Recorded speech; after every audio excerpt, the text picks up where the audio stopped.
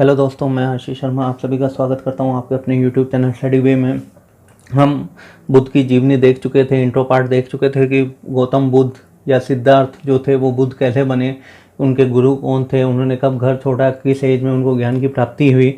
आज हम उनके नेक्स्ट टॉपिक के बारे में बात करेंगे या नेक्स्ट जो चीज़ थी उसके बारे में बात करेंगे, जो आता है आपका बी धर्म। आज हम उनके धर्म के बारे में बात करेंगे कि उन्होंने जो धर्म चलाया या जो उन्होंने बोला वो एक्चुअल में क्या था और क्या नहीं था, ये हम देखते हैं। तो इसमें जो फर्स्ट पॉइंट आता है अपना, वो आता है प्रतीत्य समुत्पाद। ये प्रतीत्य समुत्पाद आता है, ये दो वर्ड से मिलके बनता है, एक प्रतीत्य दूसरा समुत्पाद। तो इनका मतलब क्या होता है? तो प्रतीत्य का मतलब होता है इसके होने से, और हम समुत्पाद की बात करें तो इसका मतलब होता है कि उत्पन्न होता है। यानी कि इसका मतलब है, प्रतीत्य का मतलब है कि इसके होने से, समुत्पाद का मतलब होता है, तो इसका कहने का मतलब है कि इसके होने से उत्पन्न होता है कि किसी के कुछ करने से ही कोई बात उत्पन्न होती है, या हर बात के पीछे कोई ना कोई कारण होता है। तो ये बौद्ध धर्म का पहला जो रूल है वो है कि किसी न किसी बात का कोई ना कोई कारण अवश्य होता है, इसलिए इसे कार्य कारण नियम भी हम कहते हैं। कार्य कारण नियम भी कहते हैं। क्वेश्चन पूछ सकता है कार्य कारण नियम संबंधित है तो आपका आ जाएगा बौद्ध धर्म से, इसके लिए हम इसको कार्य कारण नियम भी कहते हैं। इसका जो सेकंड पॉइंट आता है वो आता है क्षणिकवाद। ये भी एक कुछ धर्म में चलाया था इन्होंने कि भी इनका कहने का मतलब है कि सब कुछ परिवर्तनशील है, कोई भी चीज़ स्थायी नहीं है, सब कुछ परिवर्तनशील है, यानी कि मोमेंट्री है सब कुछ, कोई भी चीज़ परमानेंट नहीं है, सब कुछ मोमेंट्री है। कि कोई भी आपकी चीज़ हुई, वो आज अपन जैसे कुछ कर रहे हैं तो एट ए सेकेंड या सेकेंड के भी कुछ हिस्सों में वो चीज़ चेंज हो जाती है, तो सब कुछ परिवर्तनशील है, ये क्षणिकवाद होता है। इसके बाद जो तीसरा आता है इसमें पॉइंट, वो आता है कर्मवाद का। कर्मवाद इसमें कहा जाता है, बुद्ध कहते हैं कि मनुष्य जैसा कर्म करता है वैसा ही फल भोगना पड़ता है। मतलब कि मनुष्य जैसा ही कर्म करेगा वैसा ही फल भोग, अगर वो अच्छा करेगा तो वो अच्छा फल पाएगा और बुरा करेगा तो बुरा फल पाएगा। तो ये जो कर्मवाद है ये इसकी बात करता है, कर्मवाद में विश्वास रखता है और मनुष्य जैसा कर्म करेगा वैसे ही फल पाएगा वो। और यहाँ पे जो बुद्ध जो हैं वो मनुष्यों की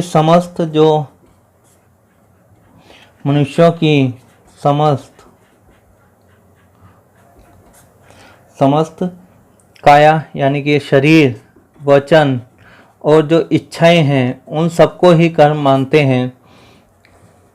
कर्म किसे मानते हैं बुद्ध? कि मनुष्य की जो शरीर है, जो वचन है, सभी जो वचन हैं और सभी जो इच्छाएं हैं उन्हीं को कर्म मानते हैं। इसके बाद जो चौथा आता है वो आता है अनीश्वरवाद।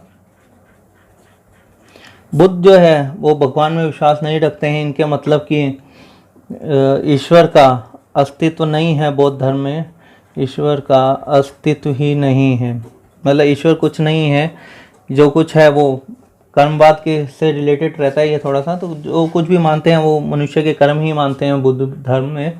तो अनीश्वरवाद में ईश्वर का अस्तित्व नहीं है, कोई भी चीज़ है वो सारी मनुष्य के कर्म से रिलेटेड है। आपका जो भी कुछ हो रहा है वो आपके पिछले कर्मों से रिलेटेड माना जाता है। तो अनीश्वरवाद, ये क्वेश्चन में पूछा जाता है कि ईश्वर के संबंध में बौद्ध धर्म का मत है, तो ईश्वर को नहीं मानता है बौद्ध धर्म। इसके बाद जो पांचवा आता है वो आता है अनात्मवाद। अनात्मवाद का मतलब कि आत्मा के बारे में क्या कहता है? तो आत्मा का भी ये कहता है अस्तित्व नहीं है। ये कहता है आत्मा वात्मा, बौद्ध धर्म जो है वो कहता है आत्मा वात्मा कुछ नहीं होती है, जो कुछ होता है कर्म होता है, मनुष्यों का कर्मवाद ही रिलेटेड करता है। तो ये दो चीज़ें पूछी जाती है कि ईश्वर के अस्तित्व के बारे में बौद्ध धर्म क्या कहता है और आत्मा के बारे में बौद्ध धर्म क्या कहता है। छठा, इसके बाद जो आता है वो आता है पुनर्जन्म के बारे में क्या कहता है। तो जब ईश्वर का अस्तित्व नहीं मानता और आत्मा का अस्तित्व नहीं मानता तो पुनर्जन्म के बारे में ये क्या कहता है। तो पुनर्जन्म के बारे में ये कहता है कि नहीं, पुनर्जन्म होता है, अस्तित्व, पुनर्जन्म का अस्तित्व है। जब आत्मा ही नहीं है तो पुनर्जन्म का अस्तित्व ये कैसे मान रहा है। तो ये कहता है कि जो कर्म हैं, कर्मों के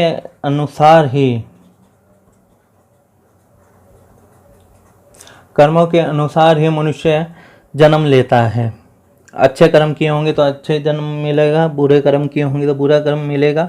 और जो रिपीट होता है यानी कि जो पुनर्जन्म होता है वो आत्मा का ना होके, आत्मा का नहीं होता है, बल्कि मनुष्य का जो अहंकार है, जो घमंड है, उसका पुनर्जन्म ये बौद्ध धर्म में मानते हैं कि आत्मा का नहीं होता है, अहंकार का, जो मनुष्य का अहंकार है उसका जो है वो पुनर्जन्म होता है।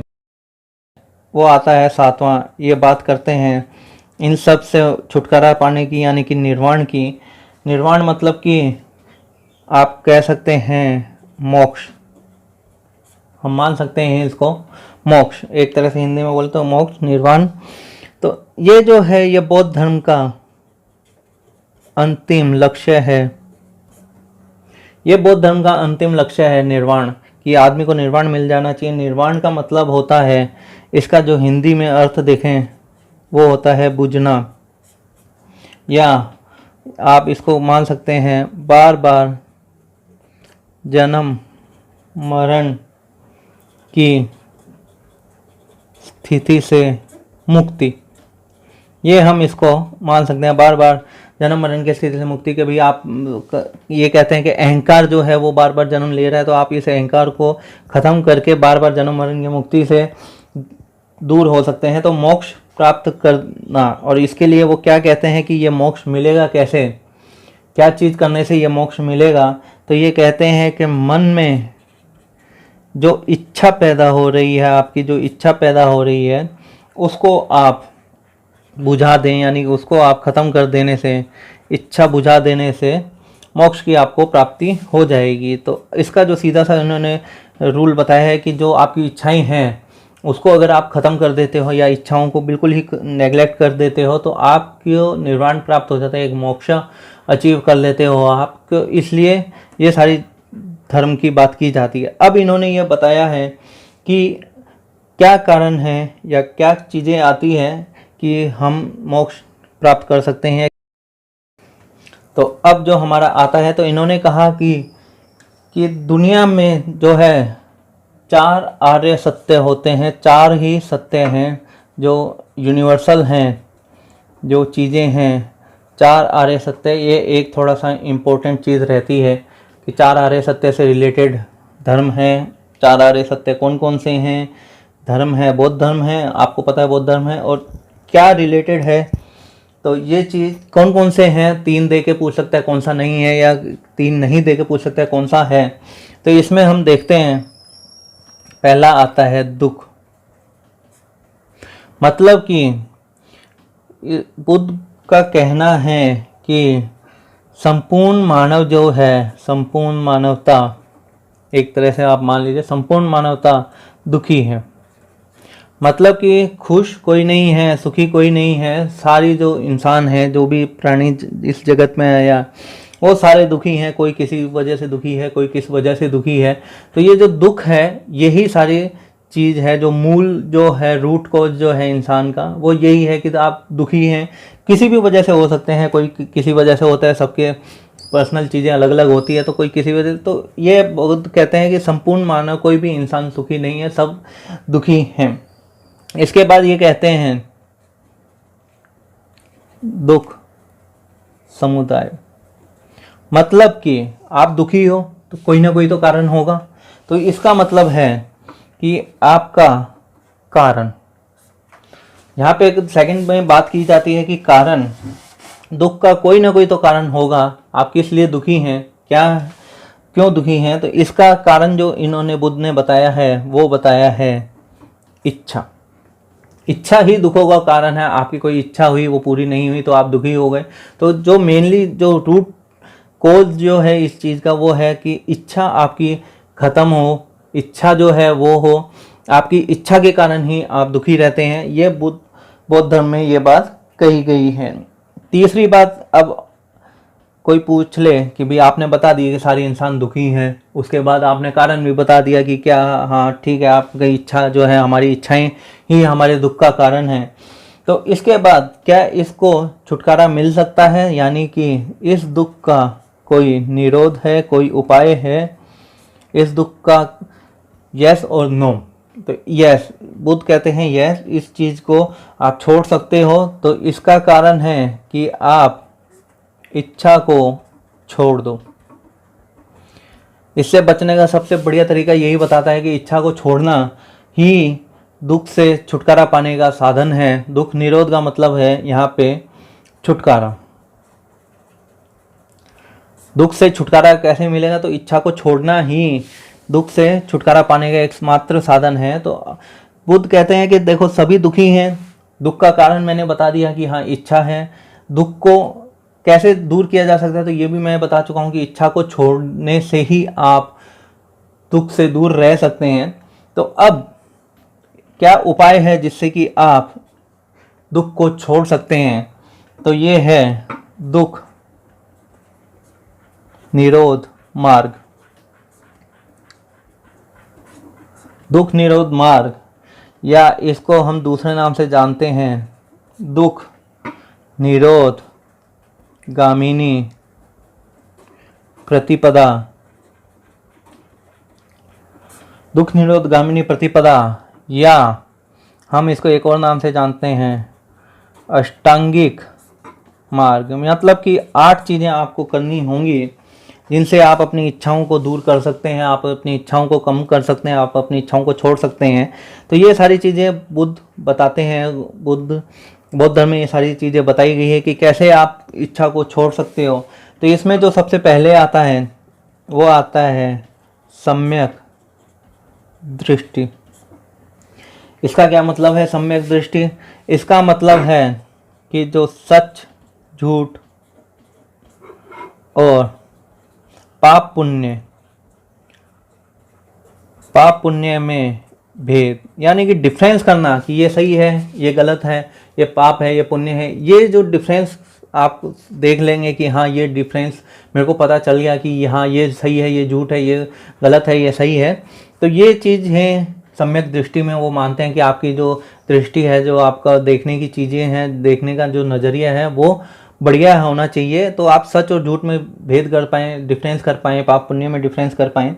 ये सारी चीज़ें ये दुख इच्छाओं को कम करने के लिए ज़रूरी होता है। इसके बाद जो बी आता है वो आपका आता है सम्यक संकल्प। इसमें क्या कहा गया है? इसमें कहा गया है कि आप आत्म कल्याण यानी खुद के कल्याण का निश्चय करें। आत्म कल्याण का निश्चय, आत्म कल्याण का निश्चय करें जो इच्छा और हिंसा इन दोनों से अलग हो, इन दोनों की जरूरत ना पड़े, उसमें इच्छा और हिंसा के लिए आपको जरूरत ना पड़े।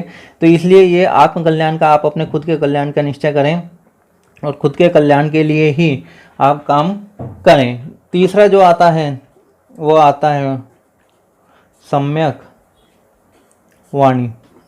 तीसरा जो आता है आपका वो आता है सम्यक वाणी। इसमें क्या कहा गया है कि आप सत्य वचन बोलें, हमेशा सत्य बोलें, विनम्र रहें, लोगों से विनम्र रहें और अपनी वाणी पर संयम रखें। यानी कि कोई फालतू ना बोलें, ना फालतू में कुछ करें, तो अपनी वाणी पर संयम रखें। ये चीज़ें सम्यक वाणी में आता है कि सत्य बोलें, विनम्र रहें, हर किसी से प्यार से बोलें और अपनी वाणी पर संयम रखें। देखें कि कहाँ क्या बोलना है, क्या नहीं बोलना। ये सारी चीज़ें आपको वाणी पर नियंत्रण रखना चाहिए। इसके बाद जो चौथा पार्ट है डी, ये आपका आता है सम्यक कर्म। यहाँ पे जो सम्यक है इसका मतलब है कि अच्छी चीज़ें, अच्छे विचार या अच्छे जो भी चीज़ हैं जो अच्छी हैं वो चीज़ें, जैसे सम्यक दृष्टि मतलब कि सच, आपको सच की तरफ जाना चाहिए, पाप नहीं करना चाहिए, पुण्य की तरफ जाना चाहिए। सम्यक संकल्प खुद के, अब आप अपने खुद को डेवलप कर रहे हैं तो वो एक डिसीजन आप ले रहे हैं तो वो एक बहुत बढ़िया डिसीजन है। सम्यक वाणी, आप कहीं फालतू नहीं बोल रहे हैं तो वो भी एक बहुत अच्छी बात है। तो सम्यक कर्म, सम्यक का मतलब है यहाँ पे अच्छा। तो सम्यक कर्म में जो आता है वह आता है सब कर्मों में पवित्रता रखना, पवित्रता रखना। सब कर्मों में पवित्रता रखना मतलब कि कोई गलत काम नहीं करना। पवित्रता रखने का मतलब है गलत काम नहीं करना, अच्छे मन से सारे काम करना। ये चीज़ें जो है वो सम्यक कर्म में आती है। ई जो है आपका पांचवा आता है वो आता है सम्यक आजीव। सम्यक आजीव यानी कि न्यायपूर्ण मार्ग से आजीविका चलाना। न्यायपूर्ण मार्ग से आजीविका चलाना, इसका मतलब है कि आप किसी के साथ धोखा नहीं करें, अपने जो मेहनत है उसी से पैसा कमाएं, उसी से जो आपको चाहिए चीज़ें वो सब मेहनत से ही आपको लेनी चाहिए। ये सम्यक आजीव में कहा गया है। एफ जो है वो आता है सम्यक प्रयत्न। इसको दूसरी लैंग्वेज में सम्यक व्यायाम भी कहा जाता है। इसका मतलब है कि सत्कर्मों के लिए निरंतर कार्य करते रहना। सत्कर्मों के लिए निरंतर कार्य करते रहना, इसका यही मतलब है कि आप जो सत्कर्म हैं, जो अच्छे कर्म हैं, उनके लिए आप निरंतर काम कर रहे हो। आगे एक काम कर दिया, उसके बाद दूसरा काम कर दिया, उसके बाद ऐसे बढ़िया बढ़िया काम आप अच्छे सही काम आप करते रह रहे हो। वो आता है सम्यक स्मृति। सम्यक स्मृति का मतलब है जो अच्छी शिक्षाएं हैं या जो बातें हैं जो आपको कहीं से भी पता चल रही है, उनको हमेशा याद रखें। आप हमेशा याद रखना, ये बात सम्यक स्मृति में आती है कि आप जो अच्छी शिक्षाएं हैं उनको आप हमेशा याद रख रहे हो। इसके बाद जो एच आता है, आठवां पॉइंट जो आता है इसमें, वो आता है सम्यक समाधि। इसके बाद जो आता है सम्यक समाधि, तो इसमें है कि आप किसी से घृणा रहित होकर मन की एकाग्रता को बनाए रखें। जो कंसंट्रेशन है आपका वो चेंज ना करें, एकाग्रता को बनाए रखें। जो आपका कंसंट्रेशन है वो आपको चेंज नहीं करना चाहिए, वो आपको नहीं टूटना चाहिए, चाहे कुछ भी हो जाए। जैसे कि आप पेपर देने की तैयारी कर रहे हो, आप पेपर दोगे तो किसी का हो जाता है किसी का नहीं, तो उससे इच्छा घृणा नहीं, उससे हेट नहीं कि उसका क्यों हो गया। आप अपनी तैयारी करते रहें, आपका भी हो जाएगा। तो ये चीज़ें सम्यक समाधि में आती हैं। इनका एक और नाम बनता है कि ये सारी चीज़ें जो है हमने देखी कि ये 8 चीज़ें जो हैं ये हमारे को दुख, जो इच्छाएं हैं उनको छोड़ने में हमारे का काम करेंगी। तो इसलिए बुद्ध ने इनको मध्यम प्रतिपदा भी कहा है। इसलिए इन्होंने इसको आर्य सत्य को, जो 8 अष्टांगिक मार्ग हैं, इनको मध्यम प्रतिपदा भी कहा है कि ये हर कोई कर सकता है। जो इसलिए ये ज़्यादा दिक्कत भी नहीं है इनमें, तो ये इसलिए इनको मध्यम प्रतिपदा कहा गया है। अब जो हमारा नेक्स्ट आता है कि इन्होंने और क्या बात कही है, तो ये जो 9th पॉइंट है इसमें वो आता है इसमें 10 शील मतलब कि 10 करैक्टर की बातें। जो बौद्ध धर्म हैं वो नैतिकता पर बहुत बल देता है, नैतिकता पर बल देता है बहुत, कि हाँ मोरल वैल्यूज़ पे बहुत वर्क कर देता है कि हाँ ठीक है आपको ये करना चाहिए, ऐसा होना चाहिए। इसलिए इन्होंने जो 10 चीज़ें बताई हैं वो हम देख लेते हैं। पहला, अहिंसा का पालन करना। अहिंसा का पालन करना, ये पहली चीज़ की भी हाँ हर किसी को हिंसा नहीं करनी चाहिए, हिंसा नहीं करनी चाहिए, अहिंसा का पालन करना चाहिए। दूसरा जो है वो आता है सदा सत्य बोलना, हमेशा सच बोलना चाहिए चाहे कोई भी परिस्थिति हो। ये बौद्ध धर्म कहता है कि हाँ आपको हमेशा सत्य ही बोलना चाहिए। तीसरा जो आता है वो आता है अस्तेय। अस्तेय का मतलब होता है चोरी न करना है, आपको चोरी नहीं करनी चाहिए, किसी को धोखा नहीं देना चाहिए। ये सारी चीज़ें अस्तेय में आती हैं। और चौथा जो है वो है अपरिग्रह। अपरिग्रह होता है वस्तुओं का संग्रह न करें, वस्तुओं का संग्रह न करना, वस्तुओं का संग्रह न करना, ये अपरिग्रह होता है। और अस्तेय होता है चोरी न करना। ये 4 हो गए। 5वां जो आता है आपका वो आता है ब्रह्मचर्य। ब्रह्मचर्य का मतलब है कि भोग विलास से, जो भौतिकवादी चीज़ें हैं उनसे, भोग विलास से दूर रहना, भोग विलास से दूर रहना, जो भौतिकवादी चीज़ें हैं उनसे दूर रहना। और जो छठा है वो आता है नृत्य का त्याग। नृत्य का त्याग करना कि आपको जो नृत्य है वो नहीं करना चाहिए, देखना चाहिए। इसके बाद जो है 7वां वो आता है सुगंधित पदार्थों का त्याग। सुगंधित पदार्थों का त्याग, आपको जो सुगंधित पदार्थ हैं जिनसे सुगंध आती है अच्छी, वो नहीं ग्रहण करनी चाहिए। और 8वां जो है वो आता है असमय भोजन का त्याग। असमय भोजन का त्याग यानी कि आपको टाइमली भोजन कर लेना चाहिए, जो टाइम है उसी में भोजन करना चाहिए, उसके अलावा आपको भोजन नहीं करना चाहिए। और इसके बाद जो 9th आता है वो आता है कोमल शैया का त्याग। यानी कि जो कोमल बिस्तर है, बेड है, आपका जो कंफर्टेबल बेड है उसको आपको नहीं यूज करना चाहिए, ये बात करता है। और जो 10वां है वो आता है कामिनी कंचन का त्याग। यानी कि ये कह रहा है कि नारी का त्याग आपको करना चाहिए। ये जो 10 चीज़ें आपने देखी यहाँ पे हमने, कि ये जो 10 चीज़ें हैं इनसे जो आप पालन कर रहे हो इनका, तो आपका जो कैरेक्टर है, जो मॉरल वैल्यूज़ है वो बहुत अच्छी बन जाती है। ये बुद्ध धर्म का मानना था क्योंकि वो मॉरल वैल्यूज़ पे बहुत काम करता है, पर अब ये इतना पॉसिबल नहीं है। तो इसने कहा है कि जो बौद्ध भिक्षु होंगे, जो भी बौद्ध धर्म अपनाएगा और जो बौद्ध भिक्षु होंगे उनको ये सभी 10 नियमों का पालन करना अनिवार्य है। पालन अनिवार्य है। जो बौद्ध भिक्षु होंगे उनको ये सभी 10 नियमों का पालन करना ज़रूरी है कि आपको ये सारी चीज़ें नहीं करनी है। और जो गृहस्थ होंगे, जो नॉर्मल फैमिली मैन वाले पीपल होंगे, उनको शुरू के जो 5 हैं, शुरू के 5 नियम, उनका पालन करना अनिवार्य है।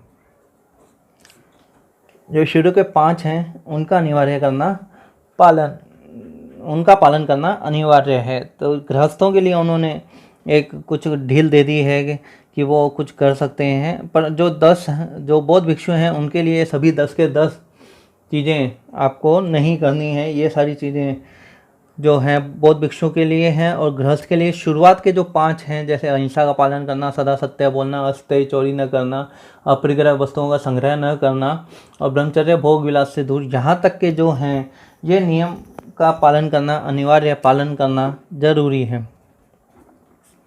तो ये था बौद्ध धर्म जो हमने देखा।